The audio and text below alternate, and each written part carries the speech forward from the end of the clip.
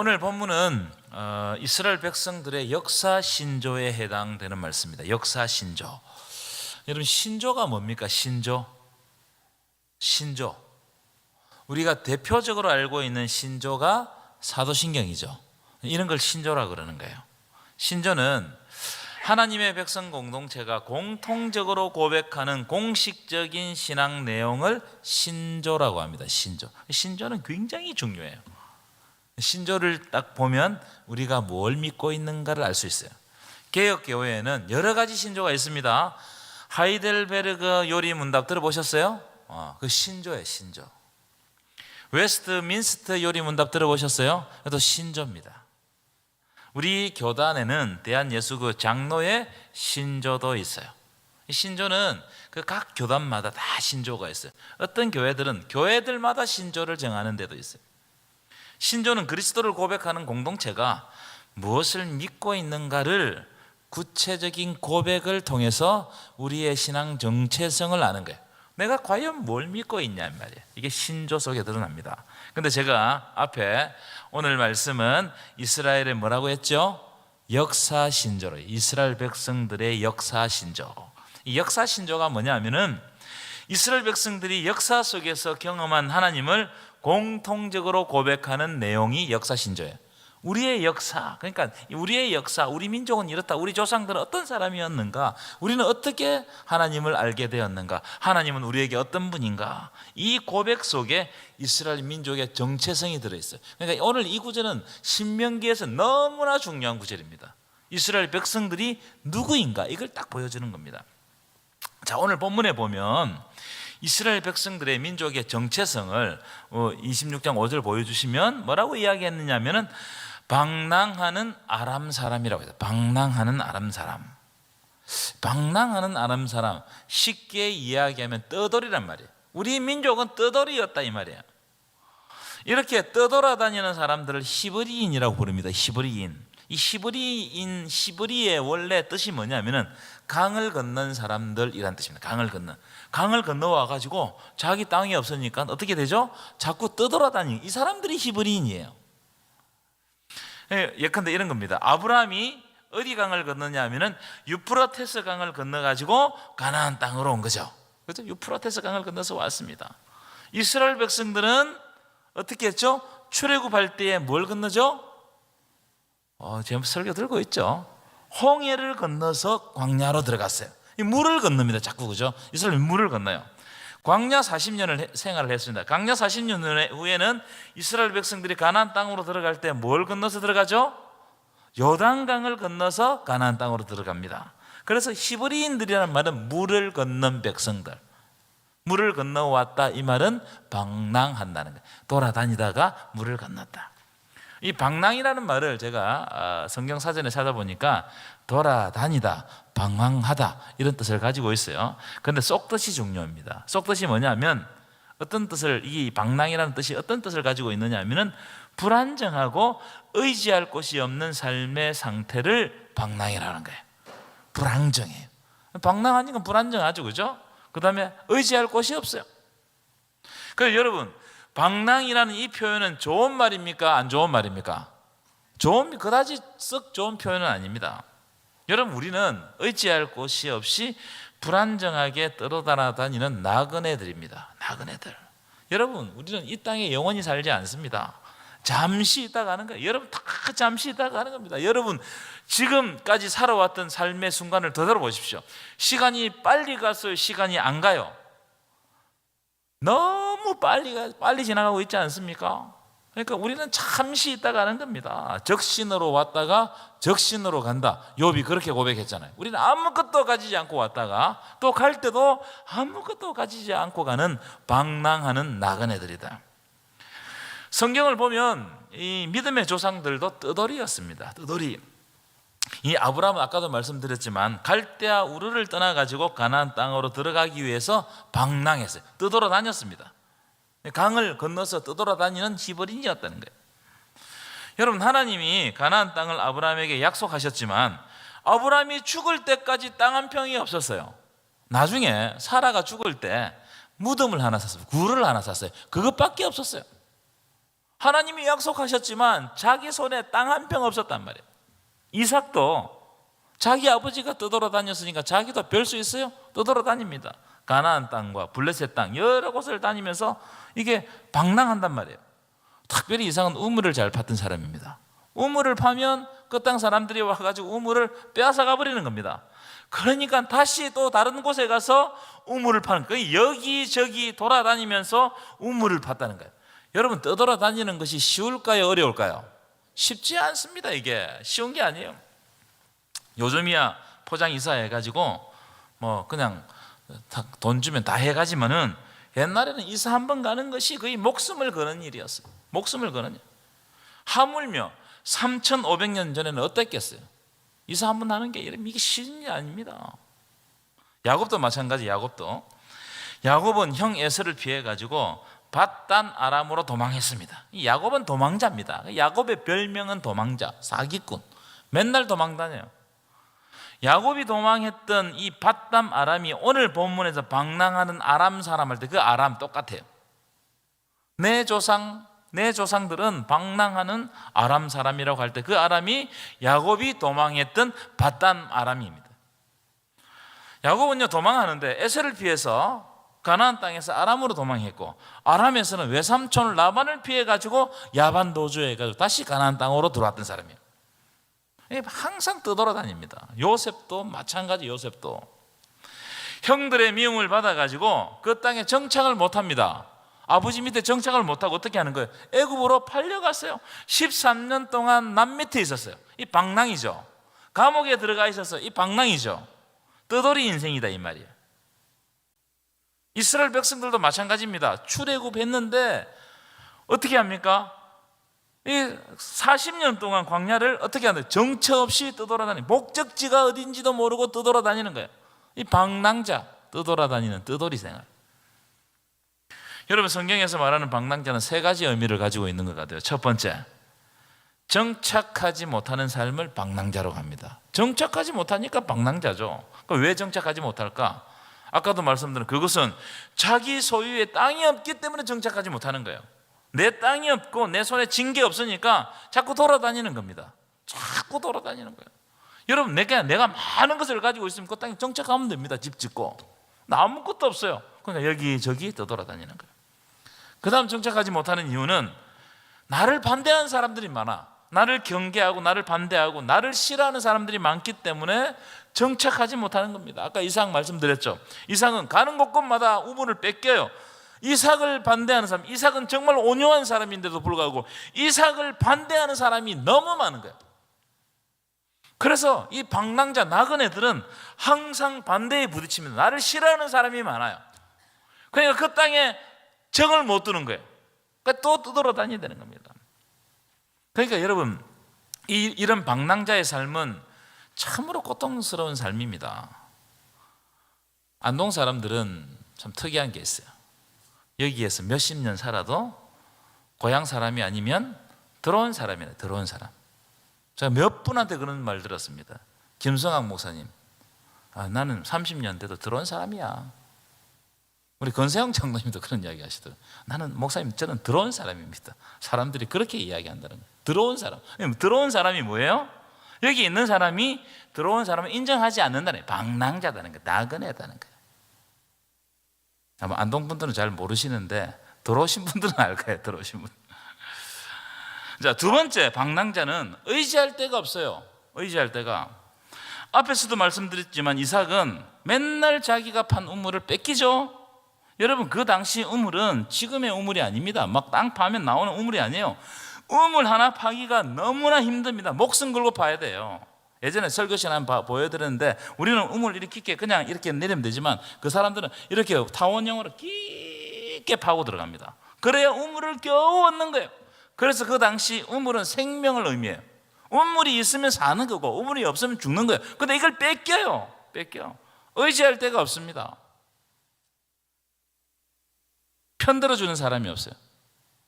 그러니까 맨날 손해보고 맨날 뺏기고 맨날 모욕당하고 수모를 겪는 것이 방랑자의 인생이에요. 여러분, 예수 믿는 것도 비슷하다고 생각해요. 금방 말씀드린 것처럼 나그네로 살아가는 것과 아주 쭉 흡사해요.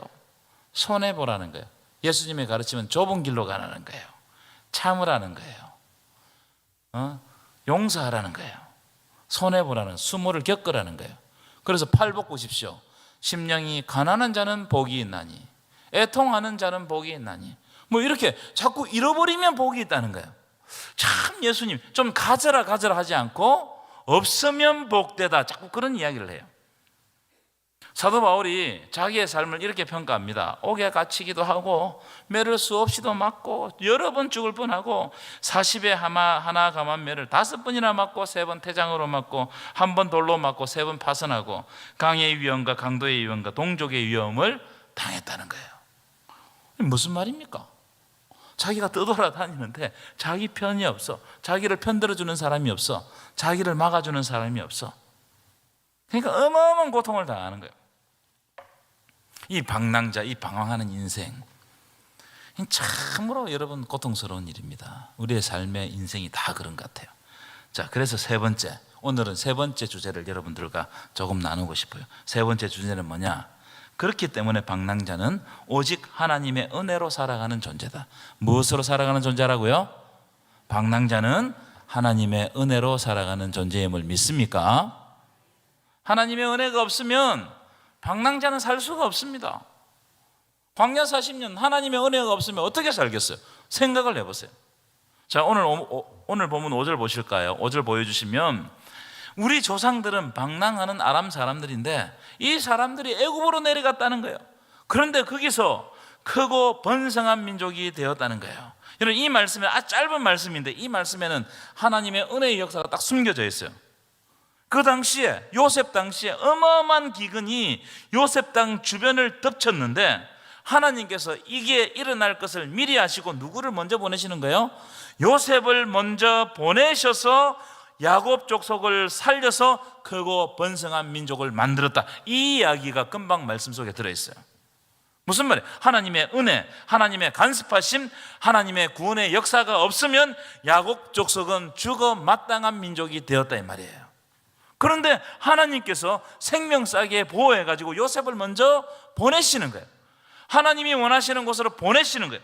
요셉이 보낼 때 요셉 자신도 내가 왜 가는지 몰랐어요. 억울한 마음을 가지고 갔습니다. 그런데 하나님은 저 앞을 보시고 보내시는 거예요. 그래서 강하고 크고 번성한 민족으로 만들어 가시는 거예요. 여러분, 이런 놀라운 역사가 우리의 삶 가운데 일어나기를 간절히 축원합니다. 하나님은 하나님의 백성을 살리기 위해서 요셉을 먼저 보내신다. 그래서 하나님, 나를 먼저 보내주십시오.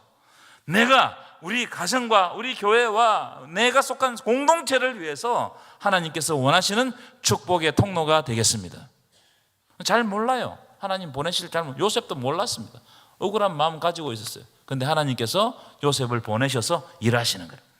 6절부터 9절까지도 똑같은 내용입니다. 애굽에 내려간 이스라엘 백성들이 크고 번성한 민족이 되었지만 요셉을 알지 못하는 왕이 나와서 6절 보여주십시오. 엄청난 고통과 압제를 가합니다. 막 고통스럽게 합니다. 그때 하나님이 어떻게 하신다고? 7절 보시면 7절 보여주십시오. 우리의 음성을 들으시고, 우리의 뭘 들으시고? 음성을 들으셨다. 무슨 말? 우리의 기도를 하나님이 들으신다는 거예요. 하나님은 우리의 기도를 들으시고 응답하십니다. 하나님 기도를 들으신다는 거예요. 그래서 기도가 중요해요. 우리가 기도하면 하나님은 응답하시는 거예요. 하나님은 기도하지 않습니다. 우리가 기도하는 거예요. 그럼 하나님 뭘 하신다고요? 응답하시는 거예요. 여러분, 여러분의 기도가 반드시 하나님께 응답될 줄 믿습니다. 기도하세요. 기도가 중요하다.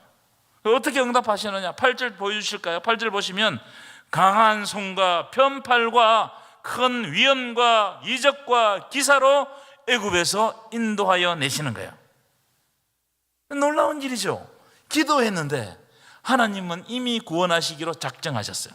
열재앙을 애굽에 내리시고 홍해를 갈라가지고 하나님의 백성들을 구원해 주시는 거예요. 여러분, 하나님은 우리를 포기하지 않습니다. 우리는 때때로 하나님을 잊을지라도 하나님은 우리를 잊지 않아요. 절대로 잊지 않습니다. 내가 낭망하고 절망에 있는 이 가운데도 하나님은 나를 잊지 않으시고 우리의 손을 잡아주시는 거예요. 오늘 본문과 같이 열재앙을 내리고 홍해를 갈라서 큰 위엄과 기적과 이사로 애굽에서 우리를 인도해 내시는 거예요. 구원해시는 겁니다. 그래서 여러분, 지금 우리에게 있는 고통과 압제와 환난은 뭐냐? 우리 삶 가운데 고통도 있고 압제도 있고 환난도 있죠? 있어요, 없어요? 있습니다. 그건 뭐냐면은 하나님이 일하시고 우리의 삶을 간섭하시고 우리를 구원하시기 위하여 주시는 하나님의 은혜의 통로입니다. 하나님이 일하는 장소예요. 여러분, 한번 가만히 생각해 보십시오. 이스라엘 백성들이 애굽에서 너무너무 행복하게 잘 살았더라, 아무 어려움이 없었더라. 그러면 하나님께 부르짖고 기도했겠어요, 안 했겠어요? 기도 안 하죠. 안 합니다. 애굽에서 뭐 부족함이 없어, 애굽 사람들이 나를 압제하지 않아, 그럼 애굽에서 놀 필요가 없어요. 그럼 기도하지 않습니다. 하나님께 기도하지 않아도 애굽의 풍요로움이 보장된다면 이스라엘 백성들이 뭐하러 하나님께 기도하겠어요? 애굽의 그 풍요로운 신들 섬기면서 잘 먹고 잘 살았을 거예요. 그러면 하나님이 필요 없다 이 말이에요. 하나님과 관계를 가질 수 없다 이 말이에요. 하지만 이스라엘 백성들이 애굽 백성들에게 압제를 받고 고통을 받고 도저히 자기 힘으로 구원받을 수 없는 지경이 되자 그제야 하나님께 자기의 고통을 덜어달라고 부르짖는 거예요. 그때 하나님이 어떻게 하시느냐? 그들의 기도에 응답하시면서 이스라엘 백성들을 사랑하고 계시고 너희를 구원하는 하나님이다, 내가 너희를 구원하는 하나님이다, 이 약속이 벌써 아브라함에게 했던 이 약속을 지키기로 나는 작정했다, 이걸 가르쳐 주는 거예요. 그래서 여러분, 이 열재앙을 내리면서 하나님이 뭐라고 해요? 자기 계시를 하십니다. 자기 계시. 뭐라고 계시냐? 이렇게 하면 내가 여호와인 줄 알리라. 한번 찾아봅시다. 출애굽기 8장 22절 한번 띄워보실까요? 한번 띄워보십시오. 함께 읽어볼까요? 시작. 날에, 함께 읽겠습니다. 시작. 그날에 나는 고센 땅을 구별하여 그곳에는 파리가 없게 하리니 이로 말미암아 너로 하여금 나는 이 땅에서 여호와인 줄 알리라. 하나님이 자기를 알리는 거예요. 애굽의 신들을 통치하시고 애굽의 신들이 아무것도 아니라 파리 신을 섬기고 있는데 그 파리 신 아무것도 아니라는 거예요. 하나님이 진짜 통치하신다는 거예요. 자, 9장 29절 읽어볼까요? 시작. 모세가 그에게 이르되 내가 성 밖에서 나가서 손을 여호와를 향하여 피리니 그때에 우레가 그치고 우박이 다시 있지 아니할지라. 이것으로 왕이 땅이, 맞아요? 맞죠? 여호와의 것인 줄 알리라. 이 땅이 하나님의 것이라는 거, 하나님의 것. 출애굽 10장 2절도 읽어보겠습니다. 큰 소리를 읽겠습니다. 10장 2절 함께 읽겠습니다. 시작. 내가 애굽에서 행한 일들 곧 내가 그들 가운데 행한 표징을 내 아들에게 손자에게 전하기 위함이라. 너희로 알게 함이니 내가 여호와인 줄을 알리라. 내가 여호와인 줄 알리라. 무슨 이 기적을 탁 일으키고 난 다음에 이 기적을 탁 보여주면서 내가 여호와인 줄 알리라. 방금 읽은 구절들은 하나님이 열재앙을 애굽 백성들에게 내리면서 이스라엘 백성을 구원하는데 이 재앙을 경험하게 되고 이 재앙을 거두어가는 장면들을 딱 보게 되면 하나님이 누구시냐는 거예요. 하나님이 너희를 구원하시는 백성이다. 만약 너희에게 어려움이 없고 너무나 행복하고 애굽에서 전혀 압제가 없었다면 너희는 나를 알지 못했을 것이지만 이 어려움과 고통을 통해 가지고 하나님이 이 세상을 통치하신다는 거예요. 하나님이 살아계신다는 거예요. 하나님만이 우리를 구원하신다는 거예요. 그렇기 때문에 애굽의 모든 신은 다 가짜다, 이걸 천명하는 거예요. 이걸 알게 하시는 거예요. 그래서 이스라엘 백성들이 애굽에서 압제에서 구원받은 것은 오직 하나님의 은혜로만 가능하다는 것을 이스라엘 백성들에게 알게 하시는 거예요. 여러분, 이런 은혜가 여러분들에게 있기를 원합니다. 그래서 여러분, 우리에게 오는 이 어려움들, 환난들, 여기에는 하나님이 일하신다는 거예요. 그래서 이 일하심을 통해서 진짜 살아계신 하나님이 나에게 어떤 분인가를 알게 하신다는 거예요. 그러니까 여러분, 어려움이 올 때 절대로 절망하지 마세요. 시험이 올 때 누구든지 다 시험이 옵니다. 누구든지 다 환난이 와요. 어떤 때는 기분이 좋아서 신앙생활 잘하고 싶습니다. 그럴 때는 잘하세요. 그런데 이 신앙이라는 것이 날마다 이렇게 가는 게 아니에요. 출렁출렁합니다. 왜? 내 마음의 상태, 내 삶의 상태마다 다 신앙이 달라요. 막 출렁출렁해요. 그때 뭘 기억해야 되냐면은 이 어려움을 통해서 이 어려움 가운데 역사하시는 하나님이 바로 살아계신 하나님이라는 것을 믿으라는 거예요. 하나님 떠나지 않습니다. 하나님 여러분 기억하십니다. 우리는 우리 힘으로 살 수 없습니다, 여러분. 하나님의 허락과 은혜가 없으면 한순간도 살 수가 없어요. 어리석은 부자 이야기 제가 몇 번 말씀드렸는데, 부자가 자기를 위해서 재물을 쌓았습니다. 쌓다 보니까 창고가 모자라요. 하나 더 짓고 자기 영혼에게 이렇게 이야기하면, 내 영혼아, 여러 해 쓸 물건을 쌓아두었으니 이제 평안히 쉬고 먹고 마시고 즐거워하고 행복하게 살자. 여러분, 그게 우리의 꿈이죠. 이거 우리 꿈 아닙니까, 그게? 근데 하나님 뭐라고 말씀하시냐? 그날 밤에 그 부자의 영혼을 도로 찾으리니 그러면 그것이 누구의 것이 되겠느냐? 여러분, 이게 무슨 이야기입니까? 하나님의 통치를 받지 아니하는 행복은, 세상적인 행복은 다 한순간에 다 날아가는 거예요. 그러나 하나님의 백성들과 함께 고난받은 이 고난은 하나님께서 그 속에서 역사하셔서 우리를 가나안 땅으로 인도해 들이시는 놀라운 축복의 통로가 된다는 거예요. 믿으십니까?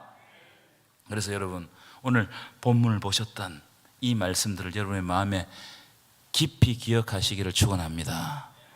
그래서 이 이스라엘 백성들이 자기의 역사 신조를 삼았듯이 오늘 집에 가셔서 하나님은 나에게 과연 어떤 분인가, 이걸 한번 적어보세요.